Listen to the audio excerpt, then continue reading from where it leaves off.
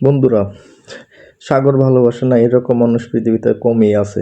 আমি আসলে বরাবরই সাগরের প্রতি অনেক দুর্বল, তাই তো প্রতি বছর ফ্যামিলি নিয়ে ঢু মারতে আসি সাগরের এই পারে। তো বন্ধুরা, এবছর আমার যে কক্সবাজারের ট্যুরটা ছিল সেটা একটু অন্যরকম ছিল, কারণ আমি এই কক্সবাজারের একদম নতুন একটা হোটেল রামাদা, এটাতে আমি রুম বুক করছিলাম।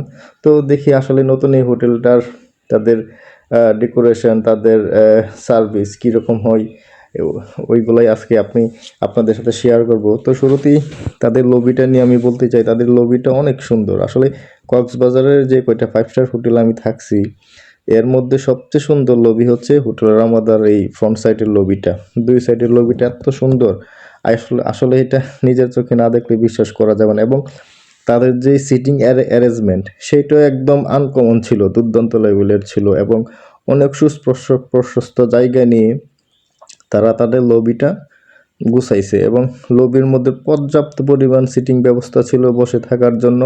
এবং শুধু তাই না, লবিতে বসে সাগরের ভিউ নেওয়ার যে সুযোগ, সেটাও কিন্তু অত্যন্ত ভালো এবং আকর্ষণীয় ছিল আমার কাছে মনে হয়েছে।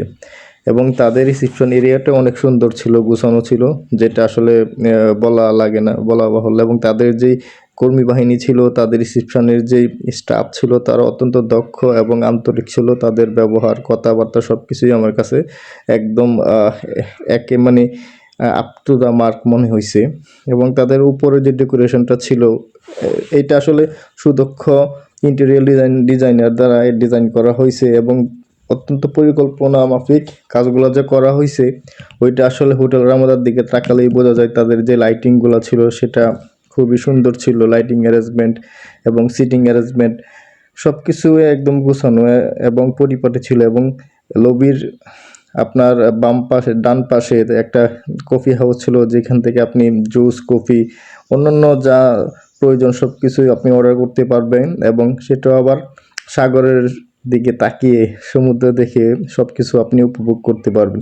তো আসলে ফার্স্ট যে লুকটা ছিল সেইটা দেখে আমি অত্যন্ত মানে ভাল লাগছে আমার নিজের কাছে। কিন্তু আমার যে ছোট ছেলে, সে বারবার ওই যে তাদের লবিতে একটা হরিণ ছিল, এই হরিণটা থেকে বারবার সে ওইটাতে ধরতে যাইতেছিল। কিন্তু ওইখানে যে গার্ড ছিল, উনি বলতেছে যে এর আগে নাকি একটা বাবু এটা ধরতে যায় ভেঙে ফেলছিল, পা ভেঙে ফেলছিল। তো এটা না ধরার জন্য বারবার তাদের যে গার্ড বারণ করতেছিল। তো চলেন আমরা এখন রুমে চলে যাই। তো আমরা আসলে হোটেল রামাদার ওশান প্যানারোমা সিবি রুম যেটা, এটা নিয়েছিলাম, যেটা 40% ডিসকাউন্টে ভাড়া পড়ছিল পার নাইট 22,000 টাকা। চলেন রুমের ভিতরে আমরা ঢুকি। তো আসলে রুমের ভিতরে এন্ট্রি নেওয়ার পর আসলে আমি খুবই অবাক হয়ে গেছি, এত সুন্দর রুমটা ছিল, মানে সব কিছু গুছানো। আর সবচেয়ে ভালো বিষয় ছিল, হোটেলটা তো নতুন, সব কিছু মানে ফার্নিচার বলেন, আসবাবপত্র যাই বলেন, সব কিছু একদম নতুন চকচকে লাগতেছিল আমার কাছে। এবং চোখ দুইটা জোড়ায় গেছিল। এবং ওশান প্যানারোমা যে রুমটা, এটা তাদের মানে সবচেয়ে ভালো রুম ক্যাটাগরির মধ্যে একটা। এবং এখানে দেখা যাচ্ছে সব কিছুই আছে আপনার, কমপ্লিমেন্টারি টি কফি স্টেশন, তারপরে পাশে চিপস টিপস এগুলো রাখা আছে, বেভারেজ রাখা আছে, এগুলো অবশ্য পে করে খেতে হবে। আর হচ্ছে আপনার এখানে তাদের সুইচগুলো, ওইগুলো একদম অত্যাধুনিক ছিল, ইলেকট্রিক সুইচগুলো, এগুলো মানে অন্যান্য হোটেলের সাথে মিলবে না। এবং রুমের যে অ্যারেঞ্জমেন্টটা, রুমের যে ইন্টেরিয়র ডেকোরেশনটা, এটা আমার কাছে খুবই পছন্দ হয়েছে। এবং কিং সাইজের একটা বেড দেওয়া হয়েছে, যেটা খুবই বড়, অনায়াসে আপনার ফ্যামিলি নিয়ে আসলে বাচ্চা কাচ্চা নিয়ে থাকা যাবে। এবং একটা স্মার্ট অনেক বড় 43 ইঞ্চি একটা টিভি ছিল, টিভিটাও আপনার একদম ডেকোরেশন করে বক্সের মধ্যে ঢুকিয়ে রাখা হয়েছে, যেটা অন্যান্য হোটেলে দেখা যায় না। এবং তাদের যেই কালার কম্বিনেশন, সেটাও কিন্তু আপনার দুর্দান্ত লেভেলের ছিল। শুধু কালার কম্বিনেশন না, তাদের যে লাইটিং, যে অ্যারেঞ্জমেন্ট রুমের ভিতরে, ওইটাও আসলে মানে অন্যান্য হোটেলের চেয়ে আলাদা ছিল। মানে বোঝাই যায় এটা যে একটা 5 স্টার মানের হোটেল, তাদের সব কিছু দেখলে আসলে বোঝা যায়। এটা আসলে মানে আপনিও যদি আসেন তাহলে বুঝতে পারবেন, তাদের যে ইলেকট্রিক যে সুইচগুলো, ওইগুলো একদম অত্যাধুনিক মানের ছিল। তো আসলে কক্সবাজারে আসলে যদি আসেন, তাইলে আপনার শুধু সাগর দেখলেই হবে না, আপনার আপনি যে থাকবেন যে হোটেলটা ওইটার পরিবেশ মানে সব কিছুই আসলে ডিপেন্ড করে। যদি পরিবেশ ভালো থাকে তাইলে আপনার যে ভ্রমণের যে ক্লান্তিটা ওইটা আসলে দূর হয়ে যায়। তো আসলে আহ, এই রামাদা হোটেলের আমি যা শুনছিলাম মানে আমিও কিছু অন্য এক দুইটা রিভিউ দেখে এই রুমগুলো বুক দিছিলাম। তো এই যে রুমের সবচেয়ে বেস্ট পার্ট যেটা হচ্ছে সেটা হচ্ছে রুম থেকে সাগর দর্শন করা একদম আপনার সাগরের ফ্রন্টে আমি দাঁড়ায় আছি বারান্দায়, বারান্দা থেকে সাগর উপভোগ করতেছি। আপনার বিচে যাওয়া লাগবে না, রুমের বারান্দা থেকেই আপনি সাগর উপভোগ করতে পারবেন। শুধু তাই না, আপনি কিন্তু সিটে শুয়ে মানে বিছানায় শুয়ে আপনার খাট থেকে শুয়ে দুই দিক থেকে আপনি সাগর উপভোগ করতে পারবেন। এইটা আসলে খুবই আকর্ষণীয় লাগছে আমার কাছে। এবং আমি কি বলবো মানে এই রুমের ভিউটা এত সুন্দর, আপনি রুমে না থাকলে আসলে এটার মজা আসলে বুঝতে পারবেন না। তো এই রুমের যে যদি আমি রেটিং করি তাহলে 10 আউট অফ 10 দিব, কারণ তাদের রুমের যে অ্যারেঞ্জমেন্ট এবং রুমের যেই ডেকোরেশন সব কিছু মিলিয়ে এইটা যে একটা 5 স্টার মানের হোটেল এইটা কিন্তু তারা সেটা প্রমাণ করে দিছে। আমি আগে বলছিলাম যে কক্সবাজারের বেস্ট হোটেলের মধ্যে হোটেল রামাদা এটা বর্তমানে নাম্বার 1 পজিশনে আছে। তো যাই হোক, এখন আমরা বাথরুমের দেখি কি কি আছে। বাথরুমে এজ ইউজুয়াল প্রত্যেকটা 5 স্টার হোটেলে যেরকম থাকে ওই রকমই, কিন্তু এইগুলো হচ্ছে ফিটিংসগুলো একদম নতুন, হোটেল যেহেতু নতুন।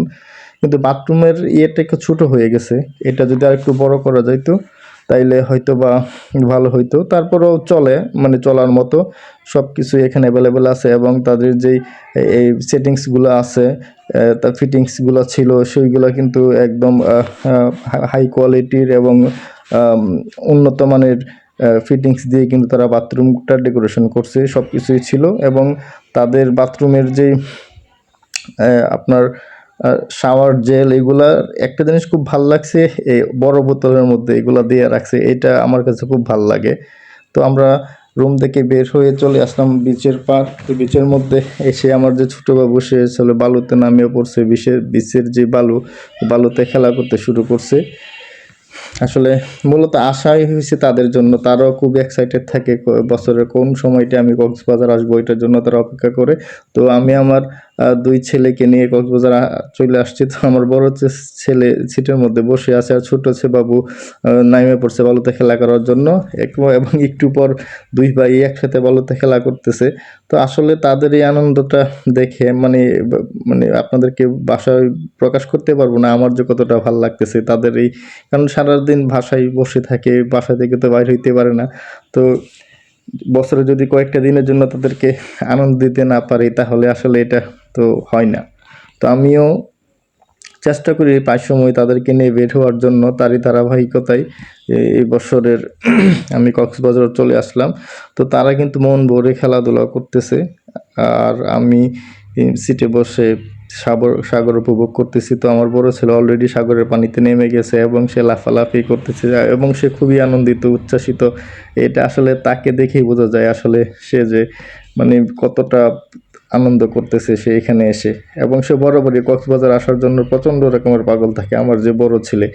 এবং সে মানে কক্সবাজার শুনলে সে পাগল হয়ে যায় এবং সে সবসময় বলে, প্রতি মাসেই বলে তাকে কক্সবাজার নিয়ে যাওয়ার জন্য। তো প্রতি মাসে আমি কি করি, ডেট দিই যে এই মাসের এই তারিখে আমি তোমাকে কক্সবাজার নিয়ে যাব, এই মাসের এই তারিখে কক্সবাজার নিয়ে যাব, মানে বিভিন্ন ধরনের এক্সকিউজ দিয়ে আমি খালি সময় পার করি, কারণ প্রতি মাসে তার কক্সবাজার আসা যায় না, বাজেটের একটা বিষয় আছে। তো আসলে তাদের এইসব অ্যাক্টিভিটি দেখে আমার নিজের খুব ভালো লাগতেছে, কারণ আমিও সমুদ্র অনেক ভালোবাসি। আমি প্রতি বছর 5-6 বার কক্সবাজার আসি, ফ্যামিলি নিয়ে আসতে না পারলেও 5-6 বার, আমি একা হইলেও 5-6 বার আসি, আরও 1 বার বা 2 বার ফ্যামিলিকে নিয়ে কক্সবাজার আসি। তো কক্সবাজার আসার মূল মজাটাই হচ্ছে সাগর, যেটা এই এত বিশাল সাগর, মন ভালো হয়ে যায়। তো আমরা এরপর চলে আসলাম হোটেল রামাদা সুইমিং পুল এরিয়াতে। তো সুইমিং পুলে এসে আমরা সুইমিং করতে লাগলাম, আমিও সুইমিং পুলে নেমে গেলাম, সুইমিংয়ে সাঁতার কাটতেছি, কিন্তু ভালো লাগতেছে। তো ওদের সুইমিং পুলটা হচ্ছে একদম রুফটপে, রুফটপ থেকে আসলে সাগর দেখা যায়। আমার ছেলেও সুইমিং পুলে নামছে, সেও আসলে গোসল করতেছে, তারও ভালো লাগতেছে, লাফালাফি করতেছে। তো আসলে তাদের সুইমিং পুলটার কথা যদি বলি, আমি এটা নিয়ে একটু ডিসঅ্যাপয়েন্টেড, কারণ সুইমিং পুলটা একটু ছোট, মানে মোটামুটি ছোট হয়ে গেছে, কারণ এই মানে হোটেলের সুইমিং পুলটা আরও বড় হওয়ার দরকার ছিল।